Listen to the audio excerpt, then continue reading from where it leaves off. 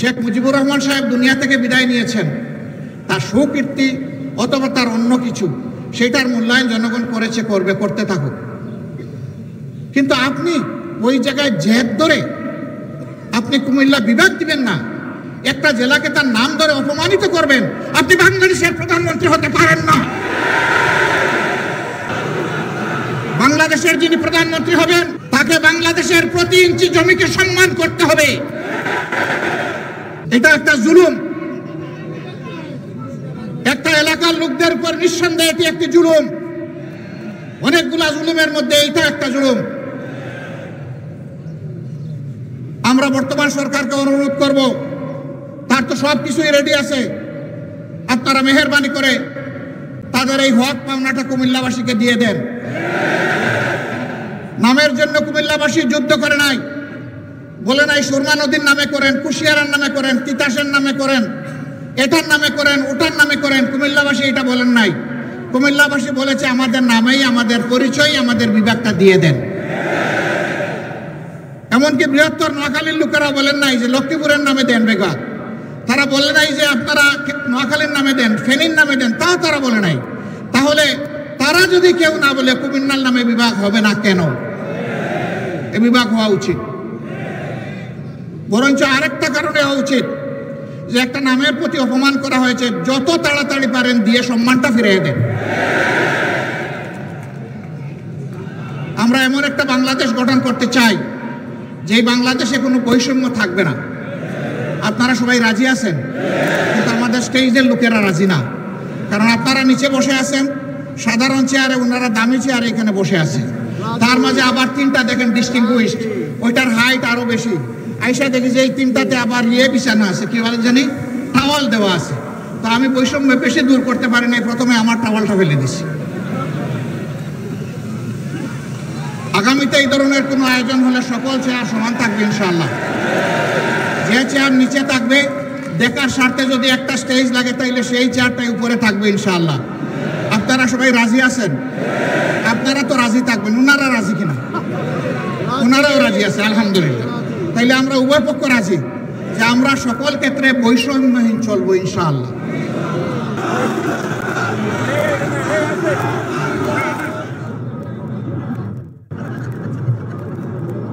আসসালামু আলাইকুম ওয়া রাহমাতুল্লাহ।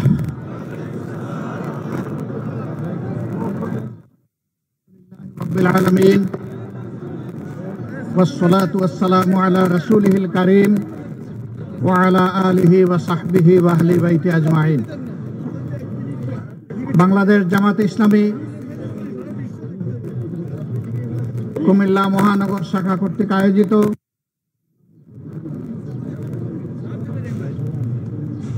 আজকের এই বিশাল কর্মী সম্মেলনের সম্মানিত সভাপতি, মহানগরী আমির, কেন্দ্রীয় কর্ম পরিষদ সদস্য জনাব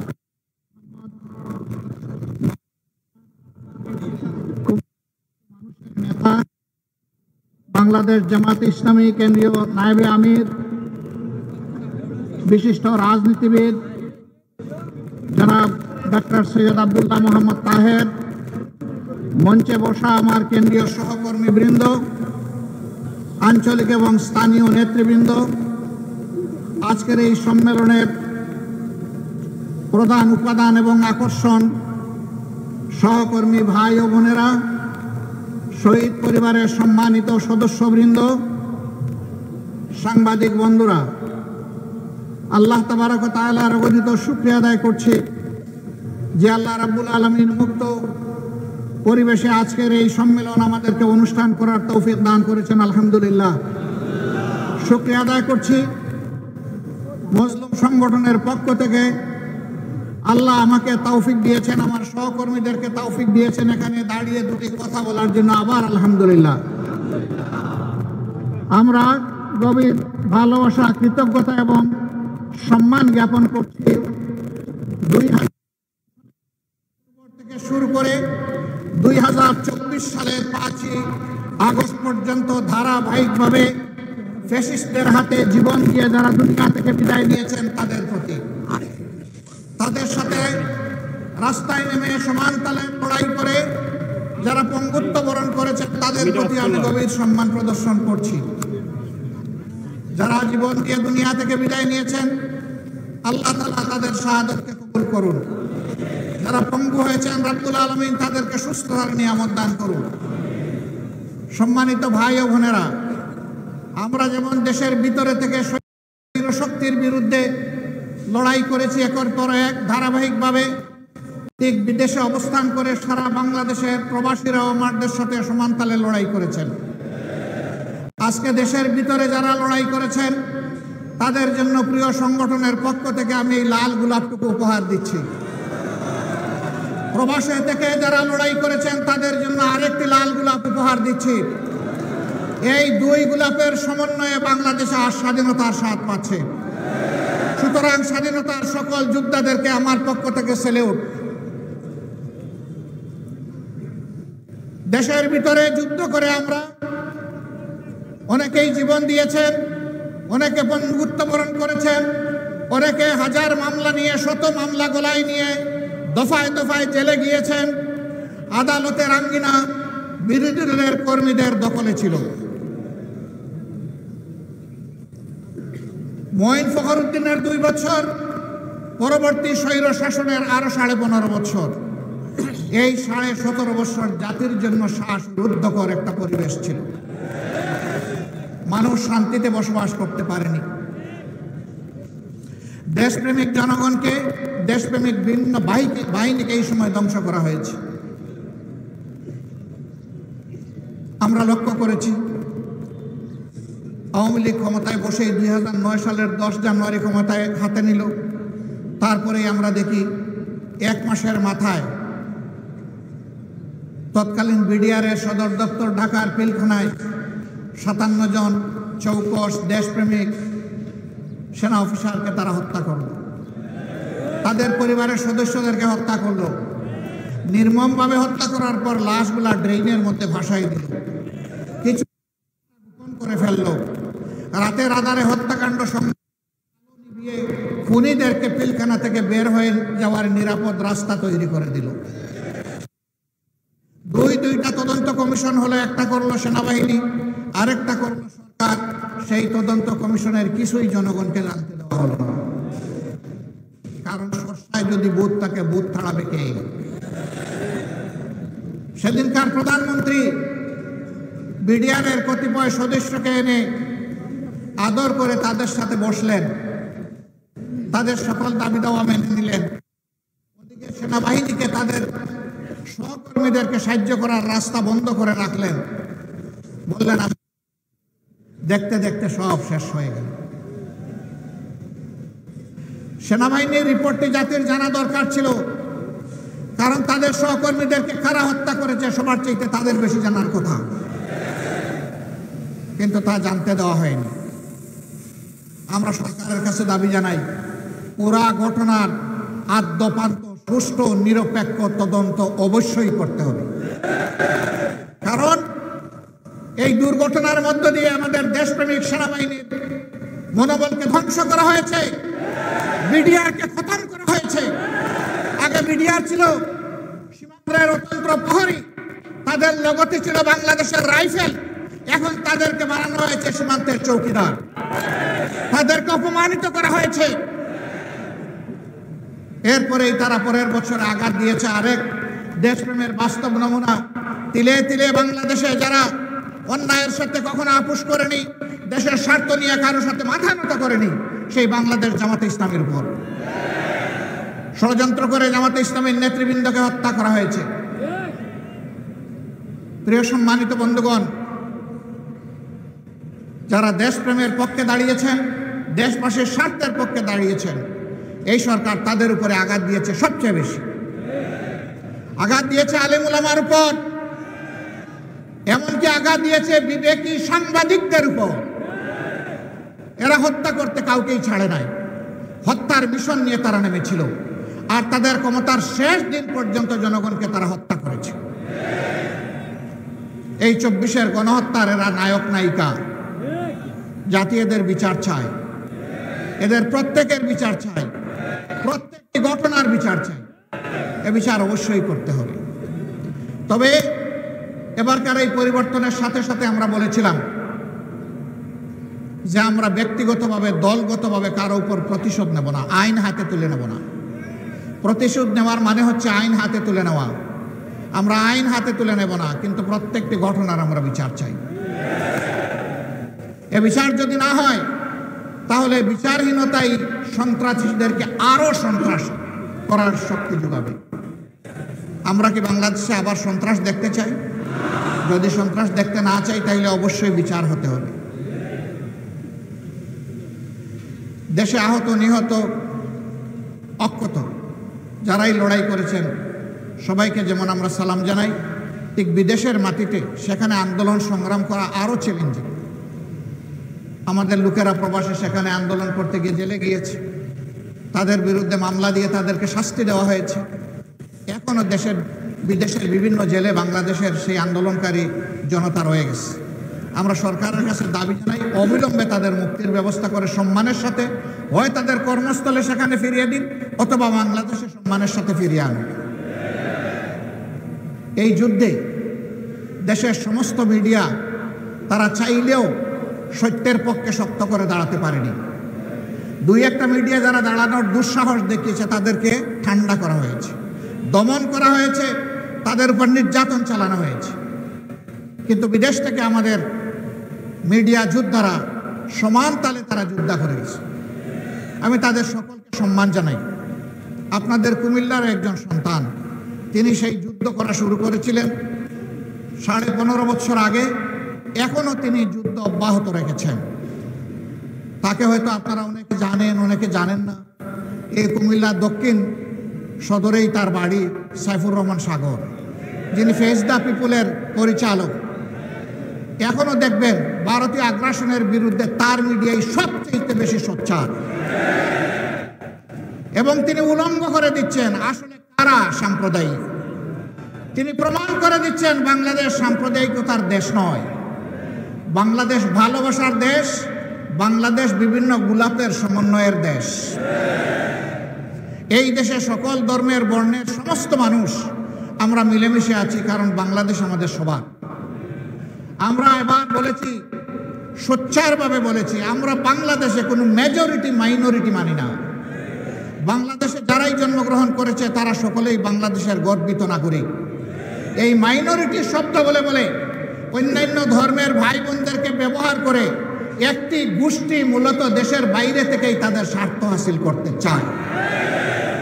এখন আমাদের এই ভাই ভারতীয় হলুদ মিডিয়া যখন বাংলাদেশের বিরুদ্ধে নিকৃষ্ট যুদ্ধ শুরু করেছে, মিথ্যা তথ্য ছড়াচ্ছে, তখন জগন্নাথ হল থেকে আমাদের হিন্দু ছেলেমেয়েরা বের হয়ে তার প্রতিবাদ করেছে। কারণ তারা প্রমাণ করেছে এদেশ আমাদের সবার। তোমরা যা বলো তা অসত্য, তা মিথ্যা। তোমরা আমাদেরকে ব্যবহার করে তোমাদের মতলব হাসিল করতে চাও, সেই সুযোগ আমরা তোমাদেরকে দেব না। কেন ভারত এটা করে আমাদের সাথে? আমরা তাদের কি ক্ষতিটা করেছি? ভারতের কোনো আভ্যন্তরীণ ব্যাপারে আমরা হস্তক্ষেপ করেছি? ভারত বলে আমাদের দেশে সাম্প্রদায়িক সহিষ্ণুতার অভাব, সম্প্রীতির অভাব। হ্যাঁ, মানুষ দেখতে পাচ্ছে কোন বৎসর কতটা কোন ধর্মের মানুষ ভারতের উগ্র একটি সাম্প্রদায়িক গোষ্ঠীর কাছে নির্মমভাবে নিহত হয়। সারা বিশ্ব তার সাক্ষী। বাংলাদেশে এই ধরনের নিকৃষ্ট ঘটনা ঘটে না। সর্বশেষ একটা চরমপন্থী সংগঠনের হাতে নির্মমভাবে চট্টগ্রামের আদালতে একজন আইনজীবীকে খুন করা হয়েছে। তারা চেয়েছিল এই খুনের মাধ্যমে একটা খুনের হুলি খেলতে। বাংলাদেশের মানুষ তাদের মুখে চুনকালি লেপে দিয়েছে। বাংলাদেশের মানুষ ধৈর্যের পরিচয়ে, সহিষ্ণুতার পরিচয় দিয়ে বলেছে এ খুনের সাথে যারা জড়িত তাদের বিচার হবে, কিন্তু তাই বলে নির্বিচারে আমরা সবার গায়ে হাত তুলতে চাই না। ভারত কি এমন একটা উদাহরণ দেখাতে পারবে? তাদের দেশের বুকে আছে। আপনারা দেখেছেন গতকাল বিভিন্ন ধর্মের যারা সম্মানিত ব্যক্তিবর্গ তাদেরকে নিয়ে প্রধান উপদেষ্টা একসাথে এক কাতারে দাঁড়িয়ে আওয়াজ তুলেছেন, এদেশ আমাদের সবার, আমরা এখানে কোনো সাম্প্রদায়িক বিভাজন চাই না। আমরা ধন্যবাদ জানাই আমাদের প্রধান উপদেষ্টাকে তার এই মহৎ উদ্যোগ নেওয়ার জন্য। উদ্যোগ নিয়েছেন উদ্যোগ নিয়ে থেমে গেলে হবে না, এই যাত্রা আমাদের অব্যাহত রাখতে হবে। এর আগের দিন তিনি সমস্ত রাজনৈতিক দেশপ্রেমিক, ফ্যাসিবাদ বিরোধী, সাম্রাজ্যবাদ বিরোধী জাতীয় রাজনৈতিক নেতৃবৃন্দকে নিয়ে তিনি এক কাতারে দাঁড়িয়েছেন। সবাই আমরা একই আওয়াজ তুলেছি, আমরা কোনো আগ্রাসন সহ্য করব না। বাংলাদেশের 1 ইঞ্চি জমি আমরা কাউকে ছেড়ে দেব না। আমাদের জীবন দিব, তবুও বাংলাদেশের আধা ইঞ্চি জমি আমরা ছেড়ে দেব না। এটি আমাদের কমিটমেন্ট। সম্মানিত ভাই ও বোনেরা, এই দেশ তাহলে আগামীতে কি হবে? এই দেশকে কে গড়বে? এই দেশ গড়তে হলে কিছু ছাদাবাজ মুক্ত হাত দরকার, কিছু চরিত্রবান দুর্নীতিমুক্ত মানুষ দরকার, কিছু বিচক্ষণ মানুষ দরকার। এই বিচারটা করবে কে? আমাদের হাইকোর্ট না জজ কোর্ট না সুপ্রিম কোর্ট? এই বিচার করবে জনতার আদালত। জনগণ কোনো কারণ নেই। আমরা জনগণের উপর আলহামদুলিল্লাহ পূর্ণ আস্থা রাখি। জনগণ বিচার করবে অতীত কার কেমন ছিল, বর্তমান কার কেমন, আর ভবিষ্যৎ কার কেমন হতে পারে। অতীত, বর্তমান এবং ভবিষ্যৎ বিবেচনায় জনগণ সিদ্ধান্ত নেবে। আমরা সেই সিদ্ধান্তের অপেক্ষায়। তাহলে সিদ্ধান্তটা আসবে কিভাবে? অবশ্যই নির্বাচনের মধ্য দিয়ে। সেই নির্বাচন হতে হবে সুষ্ঠু, অবাধ এবং গ্রহণযোগ্য। এখানে কোনো পেশি শক্তি অথবা টাকার খেলা চলবে না। এই রাস্তা বন্ধ করতে হবে। এই রাস্তা যদি বন্ধ করতে হয়, তাইলে কতগুলো প্রয়োজনীয় সংস্কারও আনতে হবে। সেই সংস্কারে সরকার অনুরোধ করব, সংস্কারে গতি বাড়ান। সংস্কারে গতি বাড়িয়ে মৌলিক সংস্কারগুলো করে একটা সুষ্ঠু নির্বাচন জাতিকে উপহার দেন। আপনারা যেন ইতিহাসে স্মরণীয় হয়ে থাকতে পারেন। আপনাদের নিজস্ব কোনো এজেন্ডা থাকবে না। এজেন্ডা, জাতীয় এজেন্ডা একটাই, যে একটা সুন্দর সুষ্ঠু নির্বাচন আপনারা উপহার দেবেন। তার জন্য যত সংস্কার প্রয়োজন তাই আপনারা করুন। আমরা আপনাদেরকে চাপ দিচ্ছি না। আবার অনুরোধ করব, আপনারা মূল্যবান সময়টাকে নষ্ট করে দীর্ঘায়িত করবেন না। আপনারা যৌক্তিক সময়ের ভিতরে এই নির্বাচন জাতিকে উপহার দিন। জাতি গত 3টা টার্ম তাদের নিজস্ব ভোটের অধিকার প্রয়োগ করতে পারেনি। বিশেষ করে জাতির 42 ভাগ ভোটার যারা যুবক, তারা একটা ভোটও দিতে পারেনি। আমরা আমাদের যুবকদের হাত ধরে, যুবকদের বুক ছিটিয়ে যুদ্ধ করা এবং রক্তের বিনিময়ে এই স্বাধীন পরিবেশটুকু পেয়েছি। আমরা চাই আগামীতে তারা শুধু ভোট দিবে না, তারা জাতিকে নেতৃত্বও দিবে ইনশাআল্লাহ। আমরা একটা যুব সমৃদ্ধ বাংলাদেশ গঠন করতে চাই। আমরা আমাদের যুবকদের হাতকে বেকারের হাত হিসাবে দেখতে চাই না। আমরা আমাদের যুবকদের হাতকে উন্নয়নের হাত হিসাবে দেখতে চাই, কর্মীর হাত হিসাবে দেখতে চাই, দেশপ্রেমিকের হাত হিসাবে দেখতে চাই, জনতার পাশে দাঁড়ানো হিমালয় পর্বতের মতো শক্তি হিসাবে দেখতে চাই। প্রিয় সংগ্রামী কুমিল্লাবাসী, আপনাদের প্রিয় নেতা বলেছেন 2টা যৌক্তিক কথা। একটা এয়ারপোর্ট, সেই ব্রিটিশ আমল থেকে এখানে তখন বিশ্বযুদ্ধের জন্য ঘাঁটি গাড়া হয়েছে। এইরকম ঘাঁটি গাড়া সবগুলোই কিন্তু এয়ারপোর্ট হয়ে গেছে 2টো ছাড়া। একটা কুমিল্লা আর একটা শমশেরনগর। শমশেরনগর অতটা জরুরি নয় আর একটা এয়ারপোর্ট করা, কারণ সিলেট একটা এয়ারপোর্ট আছে। কিন্তু কুমিল্লা তো অনেকগুলা জেলার কেন্দ্রস্থল। এটা খুবই যৌক্তিক দাবি। এই দাবি আমরা শতভাগ সমর্থন করি। প্রধান উপদেষ্টার নেতৃত্বে বর্তমান সরকারকে অনুরোধ করবো, আপনারা মনোযোগ দিন। বিভাগ, আপনারা বিভাগ পাইলেন না, আপনাদের কপালের দোষ। আপনাদের জেলার নাম কুমিল্লা। কুমিল্লা জেলাটা কি আমাজন জঙ্গল থেকে এখানে এসে পড়েছে? এটা কি বাংলাদেশের অংশ নয়? মহান স্বাধীনতা যুদ্ধে, 24-এর যুদ্ধে কুমিল্লার কি কোনো ভূমিকা নেই? যদি কুমিল্লার ভূমিকা কুমিল্লা নামেই রাখার সুযোগ থাকে, আজকে কুমিল্লার নামে বিভাগ দিতে অসুবিধা কোথায়? কেন সেটা আটকে রেখেছিলেন? শেখ মুজিবুর রহমান সাহেব দুনিয়া থেকে বিদায় নিয়েছেন। তার সুকীর্তি অথবা তার অন্য কিছু, সেটার মূল্যায়ন জনগণ করেছে, করবে, করতে থাকুক। কিন্তু আপনি ওই জায়গায় জেদ ধরে আপনি কুমিল্লা বিভাগ দিবেন না, একটা জেলাকে তার নাম ধরে অপমানিত করবেন, আপনি বাংলাদেশের প্রধানমন্ত্রী হতে পারেন না। বাংলাদেশের যিনি প্রধানমন্ত্রী হবেন তাকে বাংলাদেশের প্রতি ইঞ্চি জমিকে সম্মান করতে হবে। এটা একটা জুলুম, একটা এলাকার লোকদের উপর নিঃসন্দেহে এটি একটি জুলুম। অনেকগুলা জুলুমের মধ্যে এটা একটা জুলুম। আমরা বর্তমান সরকারকে অনুরোধ করব, তার তো সব কিছুই রেডি আছে, আপনারা মেহেরবানি করে তাদের এই হক পাওনাটা কুমিল্লাবাসীকে দিয়ে দেন। নামের জন্য কুমিল্লাবাসী যুদ্ধ করে নাই, বলে নাই সুরমা নদীর নামে করেন, কুশিয়ারার নামে করেন, তিতাসের নামে করেন, এটার নামে করেন, ওটার নামে করেন। কুমিল্লাবাসী এটা বলেন নাই। কুমিল্লাবাসী বলেছে আমাদের নামেই, আমাদের পরিচয়, আমাদের বিভাগটা দিয়ে দেন। এমনকি বৃহত্তর নোয়াখালীর লোকেরা বলেন নাই যে লক্ষ্মীপুরের নামে দেন বিভাগ, তারা বলে নাই যে আপনারা নোয়াখালীর নামে দেন, ফেনীর নামে দেন, তাও তারা বলে নাই। তাহলে তারা যদি কেউ না বলে কুমিল্লার নামে বিভাগ হবে না কেন? এ বিভাগ হওয়া উচিত। বরঞ্চ আরেকটা কারণে হওয়া উচিত যে একটা নামের প্রতি অপমান করা হয়েছে, যত তাড়াতাড়ি পারেন দিয়ে সম্মানটা ফিরিয়ে দেন। আমরা এমন একটা বাংলাদেশ গঠন করতে চাই যেই বাংলাদেশে কোনো বৈষম্য থাকবে না। আপনারা সবাই রাজি আছেন, কিন্তু আমাদের স্টেজের লোকেরা রাজি না। কারণ আপনারা নিচে বসে আছেন সাধারণ চেয়ারে, ওনারা দামি চেয়ারে এখানে বসে আছে। তার মাঝে আবার তিনটা দেখেন ডিস্টিংগুইশড, ওইটার হাইট আরো বেশি। আইসা দেখি যে এই তিনটাতে আবার বিছানো আছে, কি বলে জানি, টাওয়াল দেওয়া আছে। তো আমি বৈষম্য বেশি দূর করতে পারি নাই, প্রথমে আমার টাওয়ালটা ফেলে দিছি। আগামীতে এই ধরনের কোনো আয়োজন হলে সকল চেয়ার সমান থাকবে ইনশাআল্লাহ। যে চেয়ার নিচে থাকবে দেখার স্বার্থে যদি একটা স্টেজ লাগে তাইলে সেই চেয়ারটাই উপরে থাকবে ইনশাআল্লাহ। আপনারা সবাই রাজি আছেন?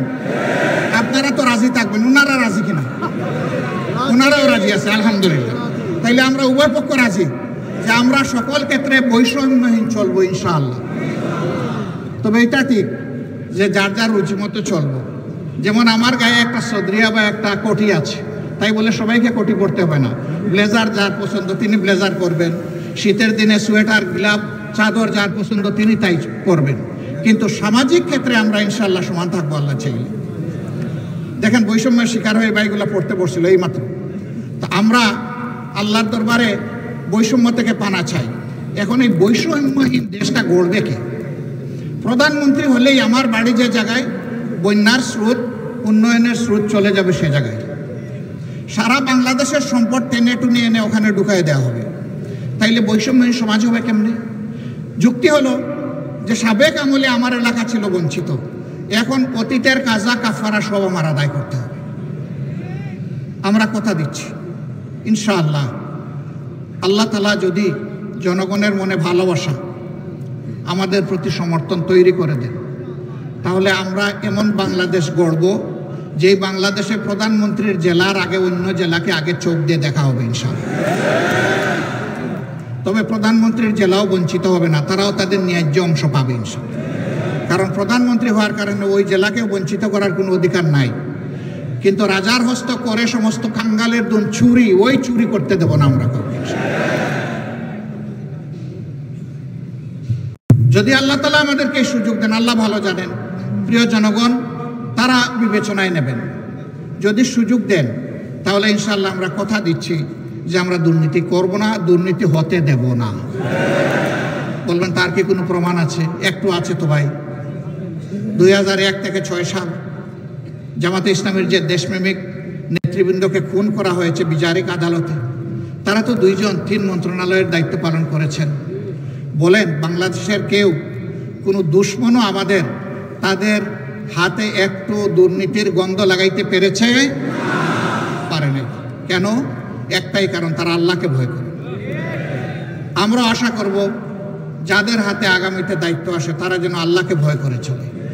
যদি আল্লাহকে ভয় করে চলে তাহলে আল্লাহর ভয় আর দুর্নীতি দুইটা পাশাপাশি চলতে পারে না। দুর্নীতি তখন দুর্নীতির মৃত্যু হবে এবং সুনীতির জয় হবে ইনশাআল্লাহ। আমাদের শিক্ষা ব্যবস্থাকে একটা কুড়া শিক্ষা ব্যবস্থা বানানো হয়েছে। মাস্টার্স, তারপরে গ্র্যাজুয়েশন, ওইদিকে কামিল, আলেম, ফাজেল, এই সমস্ত ডিগ্রি নিয়ে লোকেরা দুয়ারে দুয়ারে ঘুরে একটা ন্যায্য চাকরি পাওয়ার আশায়। দুইটা কারণ পায় না। একটা কারণ হলো মামু এবং খালার ঠেলায় আর বাসে না। আরেকটা কারণ হলো সে যে সার্টিফিকেটটা নিয়ে এসেছে এইটা তার সার্টিফিকেটের সাথে তার কোয়ালিটি প্রমাণ হয় না। কেন হয় না? দুটি কারণে হয় না। প্রথম শিক্ষা ব্যবস্থা হচ্ছে নৈতিকতাবিহীন শিক্ষা ব্যবস্থা, বুকবাদী শিক্ষা ব্যবস্থা। এই বুকবাদী শিক্ষা ব্যবস্থা তাকে শিখিয়েছে বড় পণ্ডিত হয়ে সূক্ষ্মভাবে কিভাবে রাষ্ট্রের ধন চুরি করতে হবে। দুই নম্বর কারণ হলো চুরিটাও তো ভালো করে শিখবে, বুতা কাশি নিয়ে বের হয়ে গেছে, মানে ওখান থেকে জাগতিক শিক্ষাটাও ভালো নিতে পারে না। এই দুই জায়গাকেই প্রপারলি দেলে সাজানো হবে যাতে বাংলাদেশের শিক্ষা দুনিয়ার জন্য অনুসরণীয় হয়। এখন আমাদের দেশ থেকে দুনিয়ার বিভিন্ন দেশে লোক যাওয়ার জন্য পাগল হয়ে যায় শিক্ষার জন্য, উচ্চতর শিক্ষার জন্য, কিন্তু আমাদের দেশে লোক আসতে চায় না। কেন চায় না? এই দুর্বল শিক্ষা কেউ নিতে চায় না, এই জন্যই আসতে চায় না। এমন একটা শিক্ষার মডেল তৈরি করতে হবে যে দুনিয়ার মানুষেরাও যেন এখানে শিক্ষা নিতে আসে।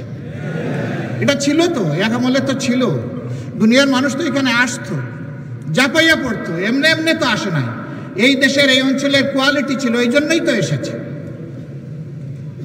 আমার সম্মানিত ভাইরা, আমরা এমন বাংলাদেশ গড়ব যে বাংলাদেশে মসজিদ পাহারার দরকার হবে না, মন্দির, মঠ, চার্চ, প্যাগোডা কোনোটাই পাহারার দরকার পড়বে না। সকল ধর্মের মানুষ তার ধর্ম, তার কর্ম সে তার মতো করে চলবে, সেখানে কেউ হস্তক্ষেপ করার দুঃসাহস দেখাবে না। তবে এটা ঠিক, ধর্মের নামে কেউ অন্যের ধর্মের ব্যাপারে হিংসা এবং বাড়াবাড়িও করবে না। মাঝে মাঝে উস্কাইয়া দেওয়া হয় মানুষের অনুভূতিকে। এরা দুষ্ট, যারা এটা উস্কাইয়া দেয় এরা সুস্থ মস্তিষ্কের মানুষ না, এদের ভিন্ন এজেন্ডা আছে, এগুলো আমরা করতে দেব না। প্রিয় ভাইরা, এখানে আপনারা অনেকে ফ্ল্যাগ নাড়বেন, নেড়েছেন, হয়তো বা আবার নাড়বেন। দুটো ফ্ল্যাগ ছাড়া কোনো ফ্ল্যাগ এখানে উঠবে না। একটি বাংলাদেশের ফ্ল্যাগ আর একটা বাংলাদেশ জামাতে ইসলামের লোগো সম্বলিত ফ্ল্যাগ। এর বাইরে মেহরবানি করে কোনো ফ্ল্যাগ এখানে উড়াবেন না। কারো হাতে থাকলে এটা নিচে রেখে দেবেন।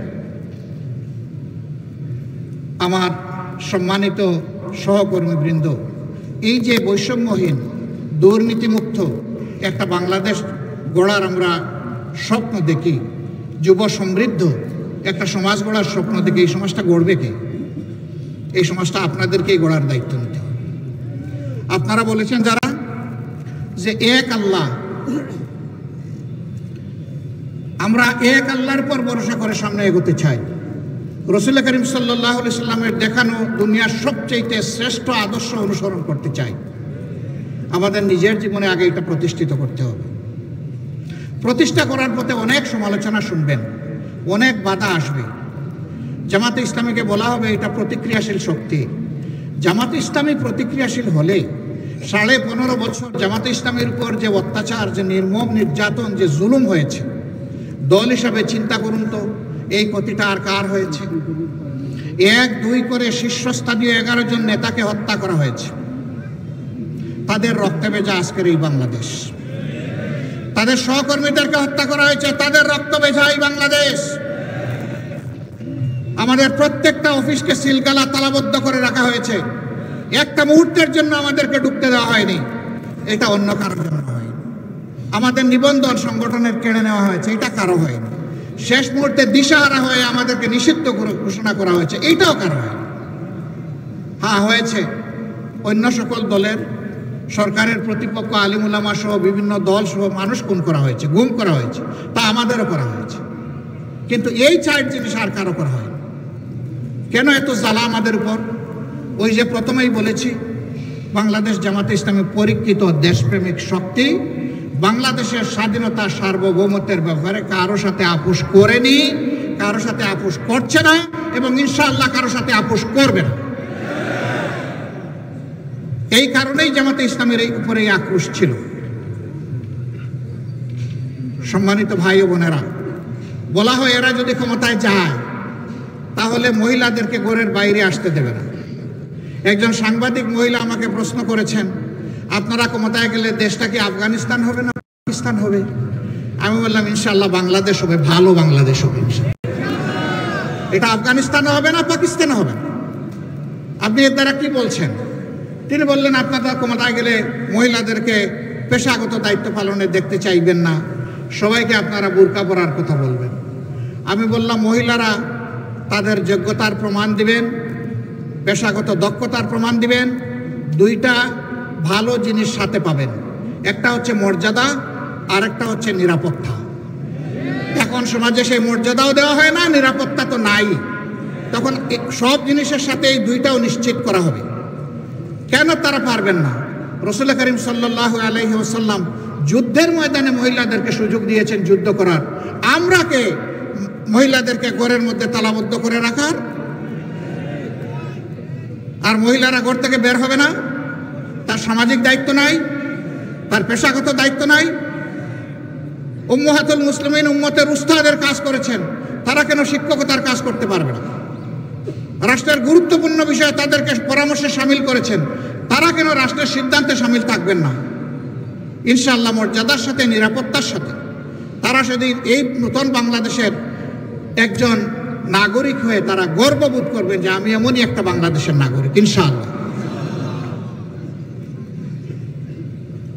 সম্মানিত কুমিল্লাবাসী, যদিও এখানে আমাদের দলীয় সহকর্মীরাই আছেন, হয়তো বাইরে কিছু শুভাকাঙ্ক্ষী আমাদের কথা শুনতে পাচ্ছেন, কিন্তু আমি ধরে নিচ্ছি আপনারা কুমিল্লাবাসীর প্রতিনিধি।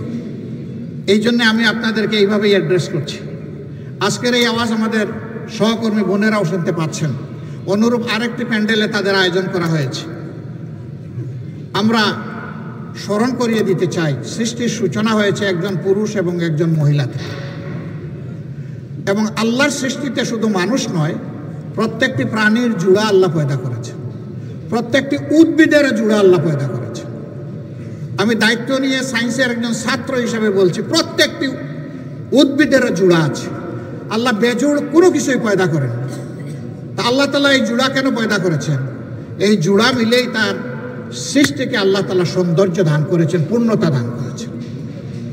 অতএব সেই পূর্ণতা নিয়েই বাংলাদেশ ইনশাআল্লাহ আগামীর গৌরবের বাংলাদেশ হবে ইনশাআল্লাহ। আমার সম্মানিত ভাইয়েরা, আমরা জাতীয় ঐক্য চাই, কোনো বিভেদ চাই না, বৈষম্য চাই না। কিন্তু অন্যায় যদি আমার দলও করে, আমি তার বিরুদ্ধে প্রতিবাদ করবই, আমি চুপ থাকব না। অন্যায় যে করবে আমাকে আওয়াজ দিতেই হবে। অন্যায় করলে আওয়াজ না দিলে অন্যায়কে উৎসাহিত করা হবে, অপরাধীদেরকে এগিয়ে দেওয়া হবে অপরাধ করার জন্যে। আমরা তা পারবো না, এটা আমাদের পক্ষে সম্ভব না। যিনি অপরাধ করবেন অবশ্যই আওয়াজ দেব। আলহামদুলিল্লাহ, এই পরিবর্তনের সাথে সাথে এই মজলুম দলটি বলেছিল আমরা অসহিষ্ণু নই, আমরা সহিষ্ণু, আমরা ভালোবাসার বাংলাদেশ গড়তে চাই। আমরা আমাদের সহকর্মীদেরকে, শুভাকাঙ্ক্ষীদেরকে বলেছিলাম আপনারা মেহেরবানি করে শান্ত থাকুন, ধৈর্য ধরুন এবং দেশ গঠনে অংশগ্রহণ করুন। বাংলাদেশের ৫৬,০০০ বর্গমাইলের কোথাও ১ ইঞ্চি জায়গার উপর জামাতে ইসলামের কর্মী সমর্থকরা মানুষের কাছে চাঁদা চেয়েছে অথবা জুলুম করেছে ৫ তারিখের পরে, এটা কেউ বলতে পারবে না। যদি কোনো জায়গায় তার ব্যতিক্রম হয়, মেহেরবানি করে আমাদেরকে জানিয়ে সাহায্য করবেন। সরকারের, প্রশাসনের, পুলিশ বাহিনীর কারোই দরকার হবে না, বিচার কারে করে ইনশাআল্লাহ দেশের জনগণ দেখবে। আমরা ভোগের জন্য রাজনীতি করি না, পদের জন্য রাজনীতি করি না, মানুষের মালিক বনে যাওয়ার রাজনীতি করি না। আমরা রাজনীতি করি মানুষের খাদেম হওয়ার রাজনীতি, সেবার রাজনীতি। এই জন্য এত নির্যাতিত, এত জুলুমে নিষ্পেষিত একটা দল আপনারা দেখেছেন, যেখানেই প্রাকৃতিক বিপর্যয় হয়েছে, খরা, বন্যা, দুর্যোগ, অ্যাক্সিডেন্ট, জামাতে ইসলামের সবার আগে গিয়ে বলেছে লাব্বায়েক, আমরা হাজির। আহত নিহতের পরিবারের পাশে দাঁড়িয়ে বলেছে আমরা আপনাদের সাথে আছি। এবারও যারা শহীদ হয়েছে বিগত আন্দোলনে, প্রত্যেকটি পরিবারে, আমরা দল দেখি নাই, ধর্ম দেখি নাই, আমরা সম্মান করে তাদের পরিবারের কাছে গিয়েছি, তারা আমাদেরকে গ্রহণ করেছেন, আমরা সম্মানিত হয়েছি। আমরা তাদের পাশে দাঁড়িয়ে বলেছি শহীদ পরিবার জাতির সম্পদ, আমরা অবশ্যই আপনাদের সাথে আছি, পাশে আছি, একসাথে আছি, পরিবারের সদস্য হিসেবে আছি। কোনো জায়গায় এমন হয়েছে একজন রিক্সা চালক ভাই শহীদ হয়ে গিয়েছে, তার ৬ মাসের অন্তঃসত্ত্বা স্ত্রী কেঁদে কেঁদে বলছে আমার গর্ভের সন্তানের কি হবে, দুনিয়ায় সে কারে বাবা ডাকবে। অন্য মানুষের বাচ্চাগুলো যখন তাদের বাবার মুখের দিকে তাকাইয়া লাফালাফি করবে, আমার বাচ্চা তখন কি করবে? আমার এই গরিবের সংসারে আমরা তো ভালোই ছিলাম, এখন কি হবে? রাজশাহী সেই মেয়েটাকে বলেছিলাম, মা এখন আমরা তো এই পরিবারের সদস্য, তুমি, তোমার বাচ্চা এবং তোমার পরিবার জামাতে ইসলামী যতদিন বেঁচে থাকবে ততদিন পর্যন্ত আমাদের সম্পদ, আমরা খেলে তোমরাও খাবে। আমাদের সন্তানরা লেখাপড়া করলে একই মানের লেখাপড়া তোমার সন্তানও করবে ইনশাআল্লাহ। ইতিমধ্যে তার কুলে আলহামদুলিল্লাহ একটা পূর্ণিমার চাঁদ, একটা বাচ্চা এসেছে। আমরা দোয়া করি আল্লাহ তাকে তাইয়্যিব হায়াত দান করবে। তার বাপের মতো সেও যেন জাতীয় বীর হতে পারে। তার বাবা লড়াই করতে গিয়ে এইটা চিন্তা করে নাই যে আমি রিক্সাওয়ালা, আমি মরে গেলে আমার পরিবার কেমনে চলবে, বরঞ্চ সে চিন্তা করেছে আমার জীবন যদি আমার জাতির হায়াত এনে দেয় তাইলে আমি আমার জীবন দিয়ে দেব। এ ঘটনার পর আমরা গিয়েছি, আমাদের তাহের ভাই গিয়েছেন বিভিন্ন হসপিটালে দেখতে, হাত নাই, পা নাই, চোখ দুটো নাই, পাশে বসে বিছনায় বসে জিজ্ঞেস করেছি তোমার কেমন লাগে, বলে যে আমি হ্যাপি, আমি খুশি। বললাম তুমি হাত হারিয়ে, পা হারিয়ে, চোখ হারিয়ে খুশি? বলে যে হ্যাঁ আমি খুশি। কেন ভাই তুমি খুশি? বলে যে আমার দেশ স্বাধীন হয়েছে। তাদেরকে বললাম আগামীতে জাতির প্রয়োজনে আর তো তোমাদের করার কিছু নেই, তোমরা তো সব উজাড় করে দিয়ে দিস। কেন নাই? হাত একটা গিয়েছে, জাতির প্রয়োজনে দ্বিতীয়টা দেওয়ার জন্য প্রস্তুত আছে। যেই জাতির সন্তানেরা এইরকম জীবন দেওয়াকে জাতির স্বার্থে পছন্দ করে, আমরা বিশ্বের সকলকে অনুরোধ করব তাদের দিকে লাল চোখ তুলে তাকাবেন না। জীবনের চাইতে মরণ শাহাদত জাতের কাছে প্রিয়, তাদেরকে ধমক দেওয়ার চেষ্টা করবেন না। প্রিয় কুমিল্লাবাসী, পুলিশের হাতে কি আমরা নির্যাতিত হইনি? হয়েছে।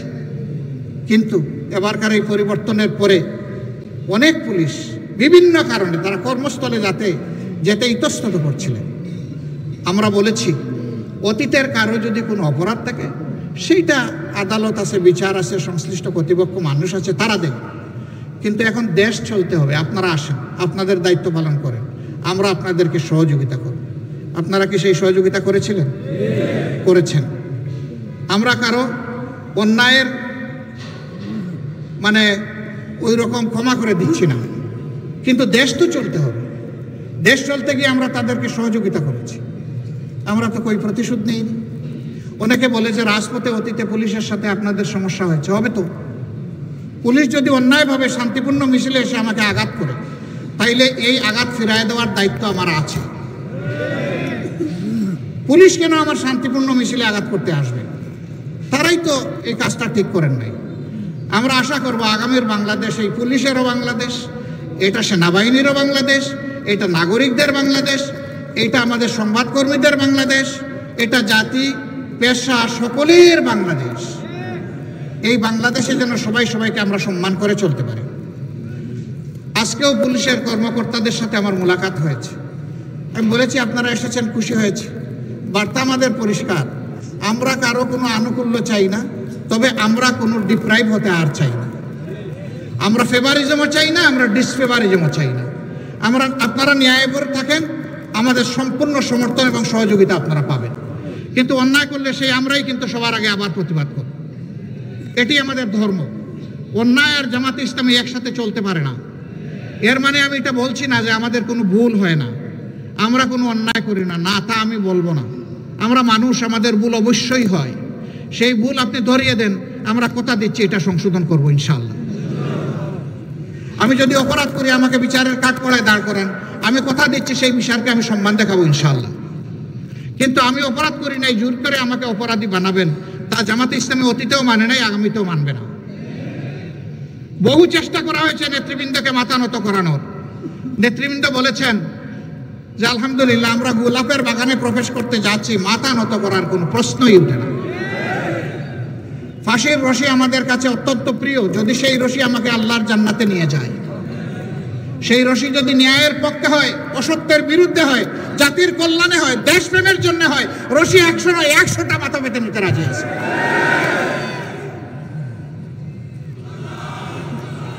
সম্মানিত ভাই বোনেরা,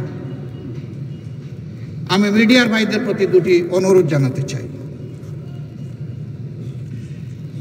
মিডিয়াকে বলা হয় জাতির দর্পণ, আর মিডিয়ার সাথে যারা কাজ করেন কর্মকর্তা, এবং সাংবাদিক বন্ধুগণ, তাদেরকে বলা হয় জাতির বিবেক।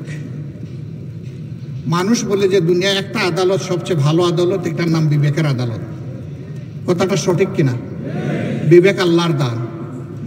অন্য অবুজ প্রাণী আর মানুষের মধ্যে একটা কারণেই তফাৎ, যে ওই প্রাণীগুলোকে আল্লাহ বিবেকের নিয়ামত দেন নাই যেটা আল্লাহ মানব জাতিকে দিয়েছেন। সুবহানাল্লাহ।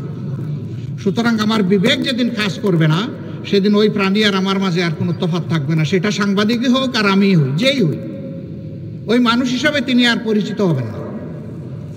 আমরা জানি 15.5 বছর, এমনকি এর আগের 2 বছরও স্ক্রিপ্ট ধরে দেওয়া হতো, আপনারা কি পড়বেন আর কি লিখবেন।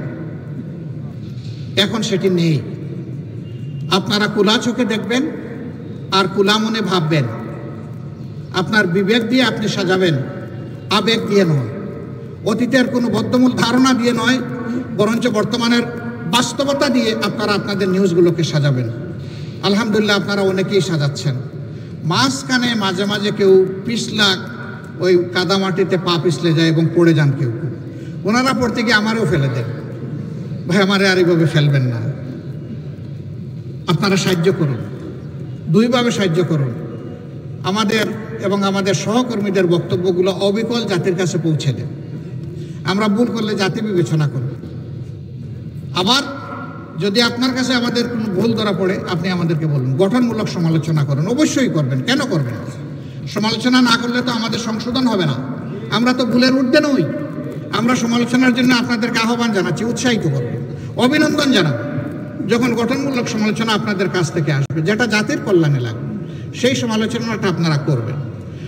আরেকটা অনুরোধ জানাবো, আপনাদের দায়িত্ব হচ্ছে 4 ডাইমেনশনাল ভিশন, অর্থাৎ চতুর্দিক থেকে দেখতে হবে। সামনা, পিছন, 2 সাইড। আপনারা চতুর্দিকে চোখ ঘুরাইয়া দেখবেন। আপনারা একদিক থেকে দেখবেন না। চতুর্দিক থেকে যখন দেখবেন, পুরো বিষয়টা আপনাদের কাছে স্পষ্ট হয়ে যাবে। তখন কালো না সাদা সেইটাও বুঝে ফেলবেন। স্বয়ং আমিও যদি কালো হই, আমাকেও ছাড় দেবেন না। কালোকে অবশ্যই ধরতে হবে, কালোকে সাদা বানাতে হবে, অথবা কালোকে এই জমিন থেকে, এই সমাজ থেকে তাড়াতে হবে। কালোর জায়গায় এই জমিনে হবে না। এই কালো মানে আমার মতো গায়ের রং যাদের কালো, আমি তাদের কথা বলছি না। এই কালো মানে চরিত্রের কালো, চিন্তার কালো। এই কালো চরিত্র এবং চিন্তার কালো যাদের থাকবে, এদের কোনো জায়গা আমরা বাংলাদেশে দিব না ইনশাআল্লাহ। এই ব্যাপারে সবচেয়ে ভালো দায়িত্ব পালন করতে পারবেন সাংবাদিক বন্ধুগণ। এই জন্য আগেও বলছি, এখনো বলবো যে আসুন আমরা সাদাকে সাদা বলি, কালোকে কালো বলি। এই ব্যাপারে আপনারা পিছপা হবেন না, সে যেই হোক, কোনো অসুবিধা নেই। আপনারা জাতির চতুর্থ স্তম্ভ, এই স্তম্ভটা মজবুত হলে জাতি মজবুত হবে ইনশাআল্লাহ। আমরা সেই ঐক্যের, সাম্যের এবং বৈষম্যবিহীন বাংলাদেশের জন্য সকলের সহযোগিতা চাই। আমার সহকর্মীরা, আপনারা সবাই কি এরকম একটা বাংলাদেশ চান? শিওর? হাত তোলেন তো দেখি সবাই। বুঝে শুনে উঠিয়েছেন? হ্যাঁ, হাত নামান।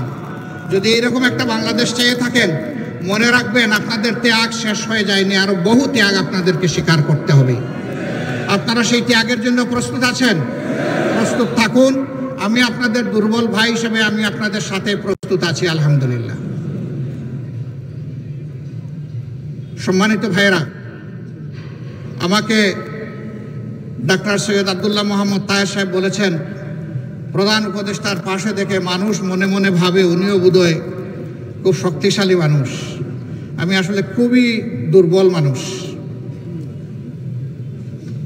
আমি অনেককে শক্ত করে কুচা দিয়ে কথা বলতে পারি না বলে অনেকে আবার গাল বেজার করে যে উনি আরো ধারালো চৌকস কথা বলে না কেন।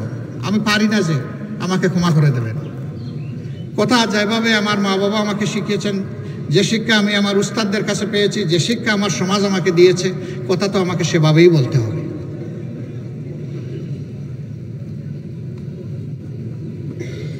আমি আসলে সেই অর্থের কোনো মানুষ নই। তবে একটা কথা আপনাদেরকে বলতে পারি, উনি আরেকটা কথা বলেছেন, আমি মনে করছি আমার ব্যাপারে বেশি হয়ে গেছে।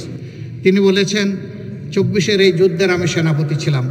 না, আমি সেনাপতিদের পাশে পানির গ্লাস নিয়ে দাঁড়িয়েছিলাম যে আমি তোমাদেরকে পানি পান করাতে এসেছি। হ্যাঁ, এটা বলতে পারি। আলহামদুলিল্লাহ, ওরাও রাত্রে ঘুমায় নাই, আমিও রাত্রে ঘুমাই নাই। ওই ফাঁকে ফাঁকে 1 ঘন্টা 8 ঘন্টা করে ট্রিপ মেরেছি ঘুমের, কারণ ওই সময় ঘুমাবার সময় ছিল না, ওই সময় জেগে থাকার সময় ছিল। ওই সময় ঘুমাইলে সর্বনাশ হয়ে যেত। প্রিয় সম্মানিত বন্ধুগণ, যেই জাতির নেতৃবৃন্দ সজাগ থাকে সেই জাতি শান্তিতে ঘুমাইতে পারে, আর যে জাতির নেতৃবৃন্দ ঘুমিয়ে পড়ে সেই জাতিরা আর কোনো শান্তি থাকে না, ঘুম হারাম হয়ে যায়।